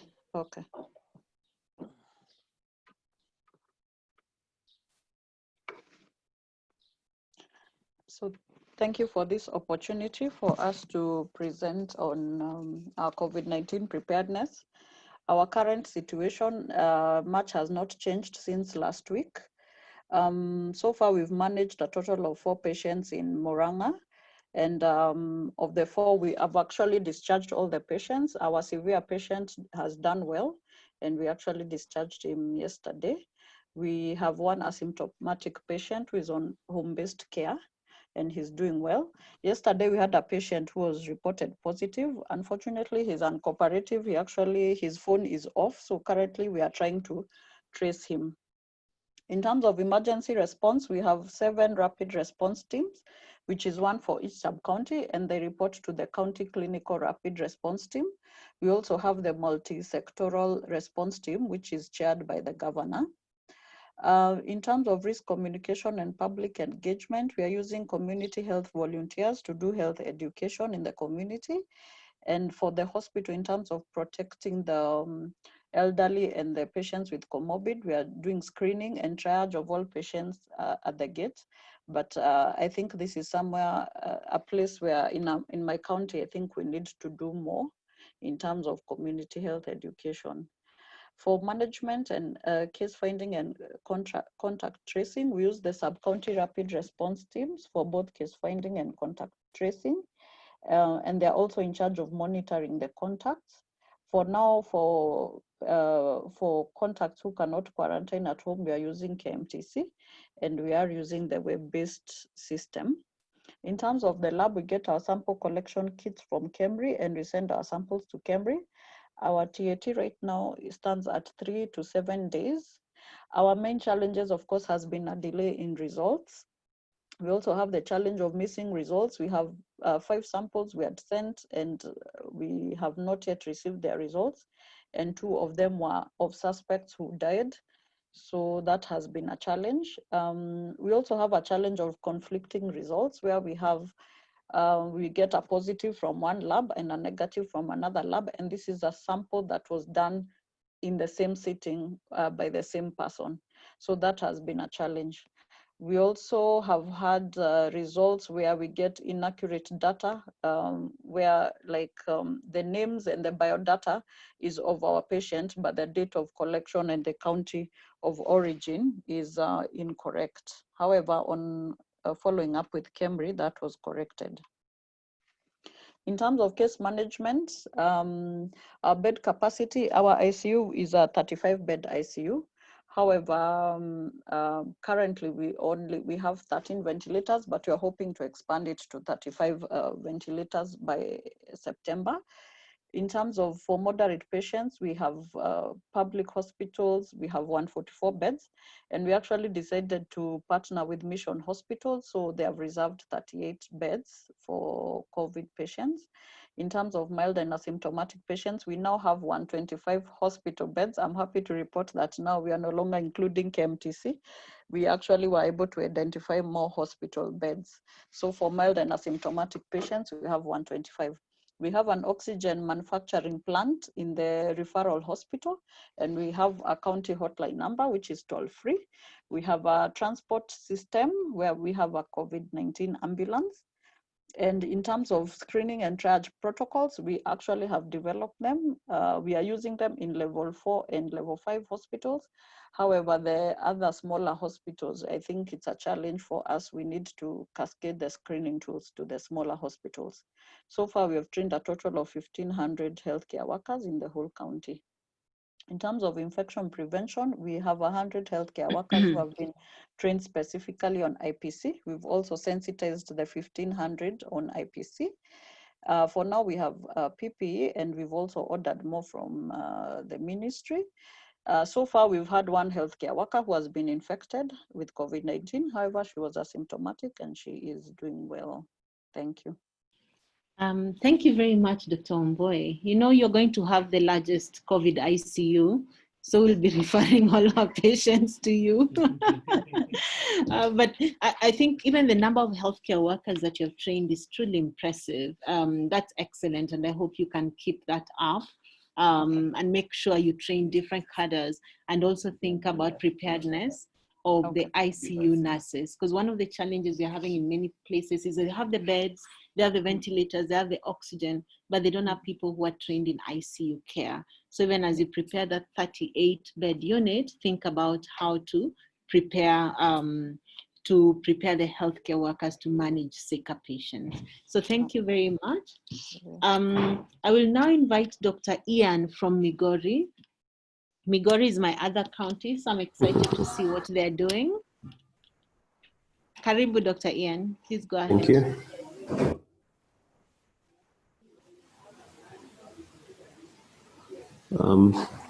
Good afternoon. I'm just projecting my screen.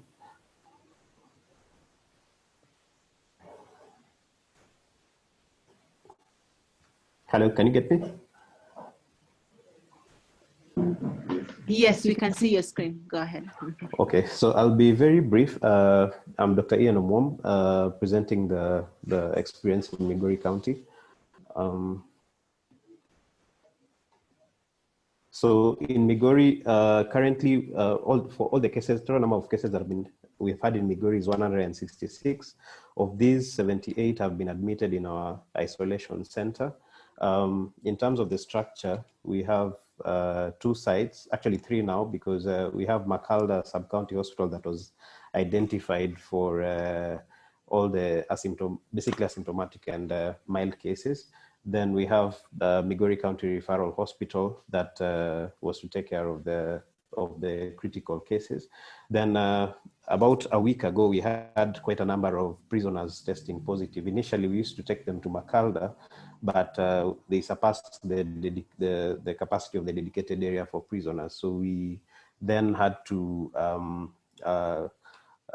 have a makeshift sort of isolation center at the prison. So that has really posed a challenge to Migori County. So in terms of mortality, we've had 1 case of mortality, though I must say that this is a case that basically came to the hospital, at the county referral hospital, was tested, and died before the results came out.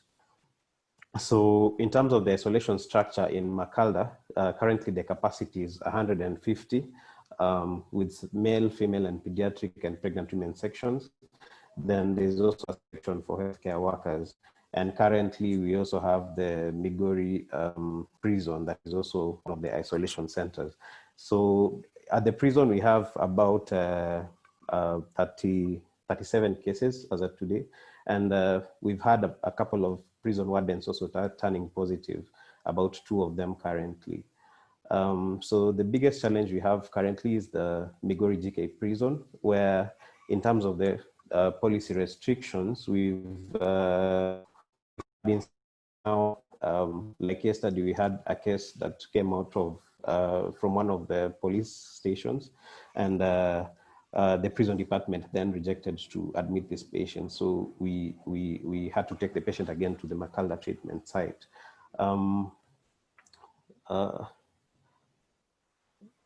In terms of containing the disease spread within the prison, we've then put measures that all the culprits who are tested at the police stations are actually held before being taken to the prison. Then we do daily screenings for the remandees. There's daily disinfection of the courtrooms and the prison. Then those completing their jail terms while under isolation are retained at the isolation center until they get 2 consecutive COVID-19 negative results. We decided to do this because one of the patients who was actually under isolation was released after completing the jail term, and we were then having a very thin line between, retaining them there without clear guidelines on the same. So also for all the patients, all the other prisoners who complete their jail terms, they actually go on a 14-day quarantine before being released to the public. Then in terms of our case distribution at Makalda, basically the situation is the same as other centers. We have basically between 15 and 44 years being the majority, and majority of them being male, actually. So in terms of expansion, as I said, Makalda is a 150 capacity. The prison is a 60 capacity, and we have Migori County Referral Hospital with a 6-bed ICU. Though currently we are also, the process for procuring other ventilators is ongoing. So in Makalda, we've actually adapted tents as part of the expansion plan. But some of the challenges we have as a county are also the fact that there's a long border between Kenya and Tanzania, and the human resource shortages like other counties. Psychosocial support has also been very different, but currently we have partners coming in. Red Cross is from this week offering some support in terms of that. Then our samples, basically we take them to Kisumu. So the turnaround time is between 24 and 48 hours. Then we also have suboptimal operational support for the sub-county teams. This has really affected us in terms of implementing home-based care. I must say currently we've had 3 patients on home-based care and we have discharged 2 of them. So there's only 1 active home-based care case. Then also the policy issues around the prison being used as an isolation center. And also most of the hospitals closed down their chronic care clinics. So we are having most patients coming in emergency and urgency states. So these are just pictorials of the site in Makalda. So the tents basically, they have fans and at least because the area is quite hot, so they have the fans, and the only challenge we're having currently with the tents is the challenges in cohorting the patients, and secondly, at night, so we are working on getting some heaters to be installed in the tents. So that brings me to the end of my presentation. Thank you. Thank you very much, Doc. You put up an impressive number of beds in a very short time, and your tents look excellent. I'm just wondering about how you sort out issues of water, sewerage, ablution facilities with these tents. Yeah, we have ablution facilities outside the tents. The tents, basically we have 2 tents, so a male and female section. For the symptomatic cases, we still have them inside the main structure, that is the previous wards, the wards that we had previously. Then keep it. Oh, okay. Thank you very much. I'm happy. I can now proudly say I come from Migori. And we hope that the courts don't release too many people at the same time, because you'll run out of quarantine for prisoners leaving the prisons. But thank you very much. I think you really thought about your high-risk populations and how to contain it, which is really impressive. And thank you for that presentation. So we have the last facility presentation from KNH, after which we'll have a word from Dr. Kibias. So for now, Dr. Mbuvi, are you there? Yes, I am, Dr. Lois. Thank you so Please, much. Let me just please share go my screen, ahead. a quick presentation. Just 5 minutes? Yes, 5 minutes. That will be Okay. more than enough, actually. Yeah. Okay, so I'll give the statistics as of today morning. Currently at Mbagathi we have 42 confirmed cases. In our IDU ICU we have we currently have 6 patients. Sorry, it's one patient is intubated. It's only one patient who's intubated, and actually not even intubated. It's a patient with a tracheostomy who is vent dependent. And at our daycare facility where we cater for healthcare workers, we have 6 confirmed cases. Ward 42, which is our holding area for suspected cases, we have 23 patients there. And Clinic 66, which is for OBSGYN, we have 2 confirmed cases which are there. So since this epidemic began, we have had 348 confirmed cases who have been managed within the various areas of KNH. We've discharged a total of 259. As of yesterday, we had 39 mortalities, and we have had 19 patients who have actually been taken care of in our ICU facility. Maybe a quick thing about the mortalities is that as of yesterday, we had mortality stands at 39. 31 of them are male, 8 of them are female. As you can see, a bigger proportion of our cases are actually male mortalities compared to female mortalities. The ICU that we have, so like we said, it's a 6-bed, it's dedicated for COVID, but it's currently at capacity. And there we currently have our youngest patient who's a 29-day-old neonate who was admitted with neonatal sepsis and also was found to be COVID positive. The oldest patient we have managed in the ICU has been a 91-year-old female who unfortunately passed on. She had multiple comorbids. The challenges we're currently facing is that the presentation from KU is that we're getting a lot of patients who are coming in who are moderately to severely ill patients, but the ones who are severely ill are the ones who are coming in a bit late in terms of the referral, so they end up missing out on the care.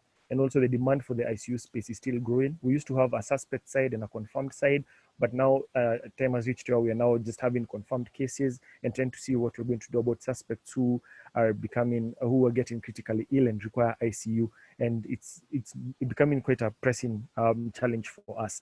And also we are having a bit of burnout, fatigue, especially for the healthcare workers who are working in these places. The lesson learned, oxygen, still one of the biggest things that we need. And this thing from one of the articles from South Africa where they said, one of the doctors was quoted saying that many of them need oxygen, but there's not enough for everyone. So those without oxygen are fighting those who have it to try and steal it. So sick people are actually fighting each other. It's literally a survival for the fittest situation. It's awful, say the distraught doctor.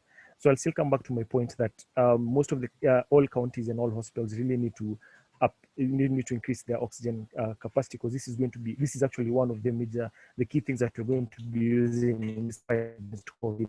So we need to ensure that all facilities actually have as much of that as possible. In terms of preparedness in KNH, maybe you can say that KNH is sort of like a county on its own. So some of those the things that guys have presented may not really be the same for us. We do have a rapid response team, but it's mostly for inpatients and for staff, just to figure out if we get a patient who's confirmed positive in the wards, what do we do to evacuate them, where do we take them if they need critical care and such things. We also have in-house training for healthcare workers on IPC measures. So we don't really have like a community outreach where we go out to the community to train them about COVID-19. This is mostly done in-house for our healthcare workers and mainly on a patient-to-patient basis as we see them in their respective areas. Contact tracing for cases is actually done in conjunction with the Ministry of Health. And we do have testing capabilities. We recently acquired the Abbott machine, which is expected to begin functioning, I think, hopefully by this weekend, and we can actually be able to reduce our turnaround time for our tests to around 12 to 16 hours. So that's some of the good news that you've had. My presentation today was short. Thank you.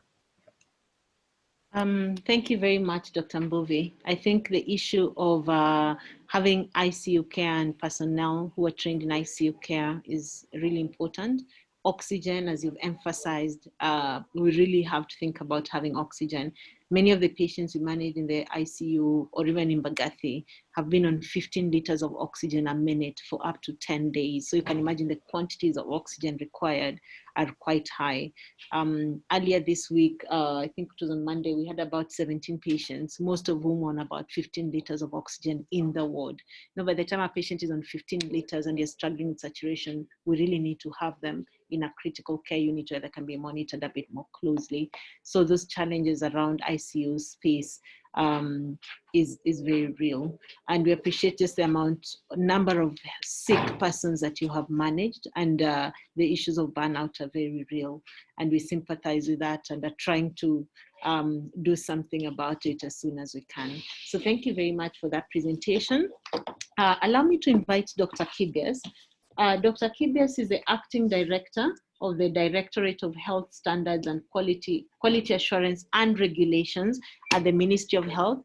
He's in charge of many of the guidelines that have been developed around COVID, and he just wanted to say something very briefly. Dr. Kibias, karibu.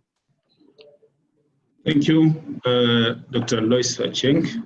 Good afternoon, everyone. I would like to stay broad, and first of all, I really like to thank everyone, all the experts at the national level, all those who are working with the government, those from Kenyatta National Hospital, from the private sector, as I said, and then also those at the county for the good job that we're doing so far. Even as we enter, we surpassed the 100th day in the pandemic. Actually, from this end, in the Directorate of Health Standards, Quality Assurance and Regulations, we take note of the fact that at least the pandemic in our setting as Kenya has really followed the international frameworks for control of pandemics, and it is of very high standards indeed in terms of testing. All the teams came together to ensure that the testings followed the protocols that have been approved by the accredited entities and approved by organizations like WHO, and we really appreciate that. So, and also the case management was handled very professionally, that's so far. And the documents Dr. Lois has mentioned, we've had a chance to participate in some of them, and we usually look at them with the teams of experts locally. And we really commend the teams that have put together these documents. Up to last week or the other week, we had over 52 documents uploaded in the ministry's website to guide in the management of the pandemic at all levels. So really, and also, even as the pandemic nears possibly the peak, as the experts have told us, from this end, we have the privilege to see the cumulative figures and simulation model, mathematics modeling of the epidemic by the various academia with our virologists and infectious disease experts working with the epidemiologists. And we've been able to appreciate the fact that possibly now the peak is nearing. And I may not speak for the whole team of experts, but if that is the case, and that now the counties are now more empowered, right from the presentation, that the beautiful reports we are getting from the counties showing a good, very remarkable progress in preparedness. These are the things we've always been hoping for, even in the absence of a pandemic or a disaster, that the counties and all entities in the health sector have a kind of a form of resilience building in terms of preparedness, the capacity to respond, mitigate, and build back better in the event of a pandemic like this one. And I can only say that now that the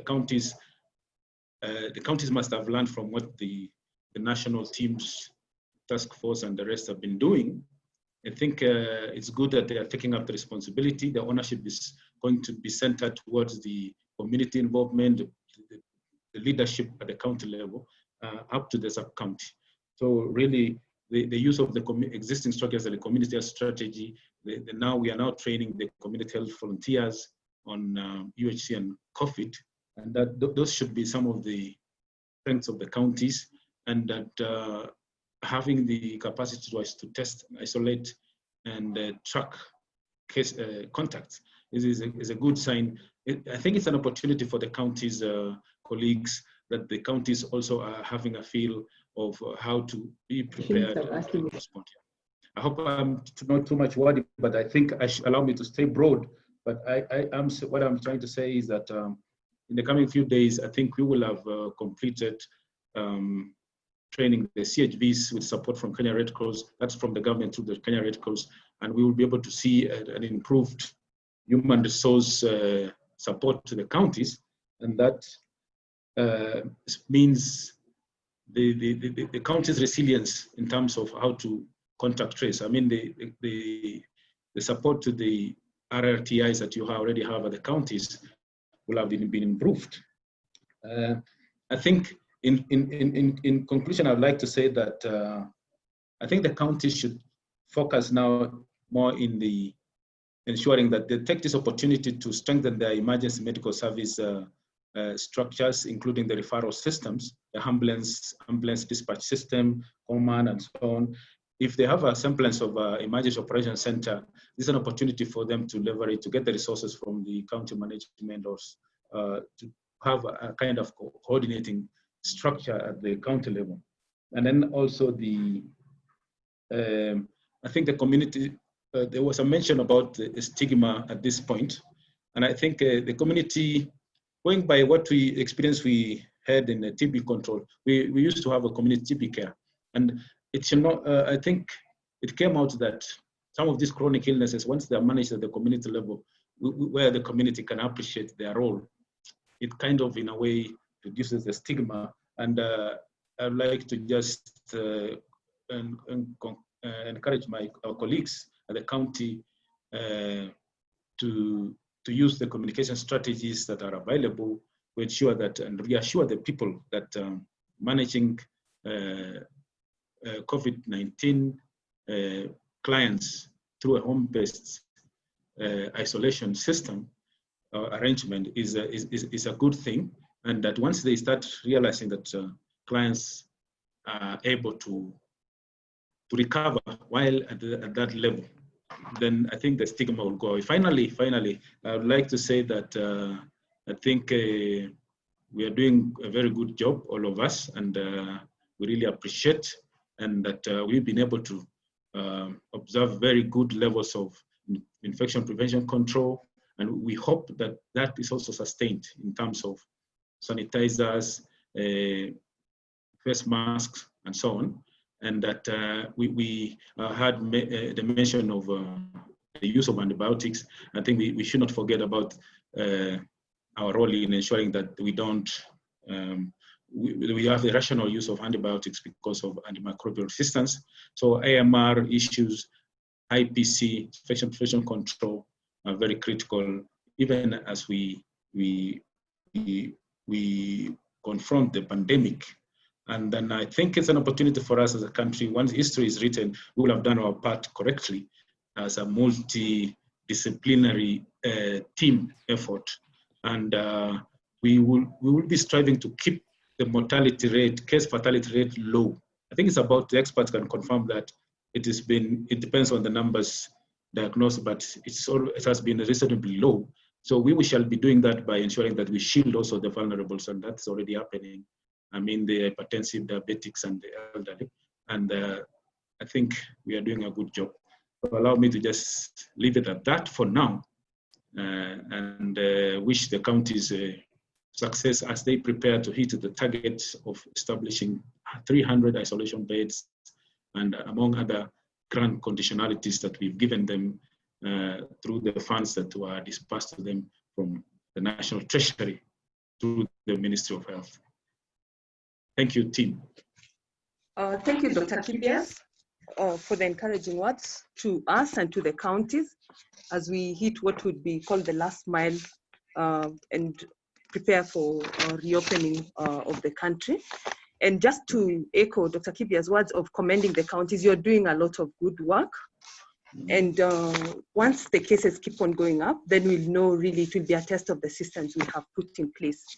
I have one additional comment to make, and this has been brought by Kiambu presentation about the challenges of monitoring their patients on home-based isolation. There's an application called Jitenge app that's mentioned in the guidelines for monitoring, and there'll be training for offering of services for the people who are offering services for home-based care, and that will be covered very elaborately. But you can already enroll your patients on the Jitenge app, which is a USSD. There's a specific USSD number that is available for that. So those are just additional comments. So okay, we have come to the end of our session today, and we'd like to close the meeting. Thank you so much for your patience and the participation as we come to the end of the presentation today. And we wanted to have this session to see how well the counties are prepared, and we are very encouraged by what is happening. And we know, should reopening happen next week, then we know that Kenyans will be safe wherever they are. Let me hand back to Lois. Thank you, Dr. Maritim, and thank you to all the presenters and the counties. Let's keep on with this preparedness. Next week, we'll get an opportunity to hear from all the other counties as well. Encourage other counties to join, encourage other people from your counties to join. Thank you very much, and have a good weekend.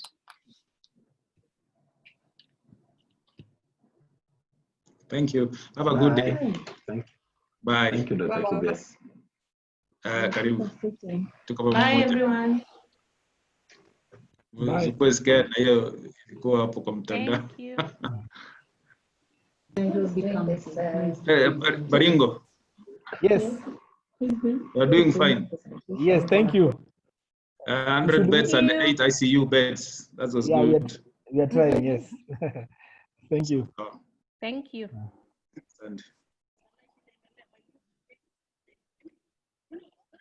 Thank you, but I was still asking about the dexamethasone. The steroid.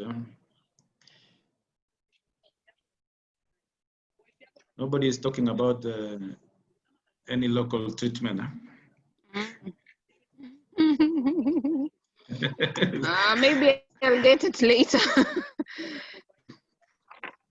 So. Bye. Bye-bye. Dr. Kibias, you're too excited today. And I like the photo behind you. You're showing us your government.